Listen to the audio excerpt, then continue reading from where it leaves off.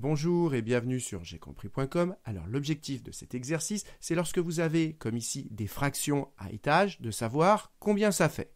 Donc maintenant, comme d'habitude, appuyez sur pause, essayez de faire tout seul cet exercice et on se retrouve juste après pour la correction.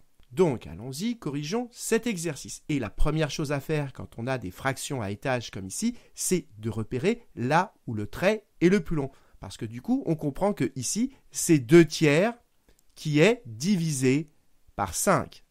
Et une fois qu'on a fait ça, eh bien, il faut savoir que diviser, c'est multiplier par l'inverse. Donc ici, on a une division. Eh bien, cette division, on va la remplacer par une multiplication. Et donc, on prend le nombre qu'on a en haut, 2/3, et au lieu de diviser, on va multiplier. Mais attention, il faut multiplier par l'inverse du nombre qu'on a là. Et vous devez savoir que si on a A, eh bien, son inverse, c'est 1 sur A. Donc si on a 5, son inverse, c'est 1 sur 5. Donc ici, au lieu de diviser par 5, on multiplie par l'inverse de 5, c'est-à-dire 1 sur 5, on multiplie par 1 sur 5.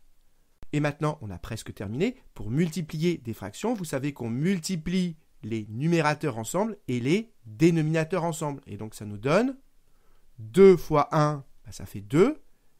Et ici, 3 fois 5, ça fait 15. Voilà, on a terminé de simplifier le petit a. Donc maintenant, ce que je vous propose, c'est que si vous venez de comprendre comment ça fonctionne, appuyez sur pause, faites tout seul le petit b et on se retrouve juste après pour la correction. Donc allons-y, corrigeons le petit b. Et toujours pareil, première étape, on repère là où le trait de fraction est le plus grand et c'est donc ici. Donc ça veut dire qu'ici, on est en train de prendre 2 et de le diviser par 3/5. Et donc 2 divisé par 3/5, on prend le premier nombre, 2, et au lieu de diviser, on va multiplier par l'inverse du dénominateur. Et vous devez savoir que l'inverse de a sur b, c'est b sur a. Donc l'inverse de 3/5, c'est 5/3. Donc diviser par ce nombre, c'est multiplier par son inverse, c'est-à-dire multiplier par 5/3. Et maintenant, pour multiplier ces deux fractions, on n'oublie pas qu'on fait numérateur avec numérateur et dénominateur avec dénominateur. Mais ici, il faut bien avoir en tête que 2, c'est sous-entendu 2 sur 1. Donc au final, ça va faire combien ? 2 fois 5, ça fait 10. Et 1 fois 3, ça nous fait 3. Et voilà, on a terminé le petit b.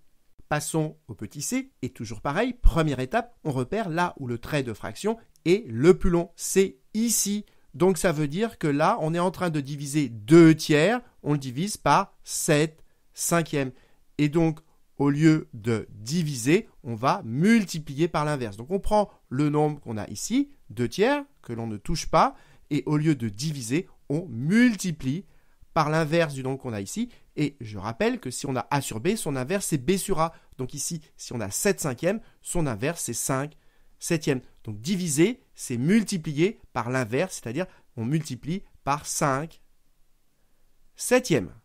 Et maintenant, toujours pareil, pour multiplier des fractions, on multiplie les numérateurs entre eux et les dénominateurs entre eux. Et donc ça nous fait 2 fois 5, ça fait 10, divisé par 3 fois 7, c'est-à-dire 21. Voilà, on a terminé de simplifier le petit c.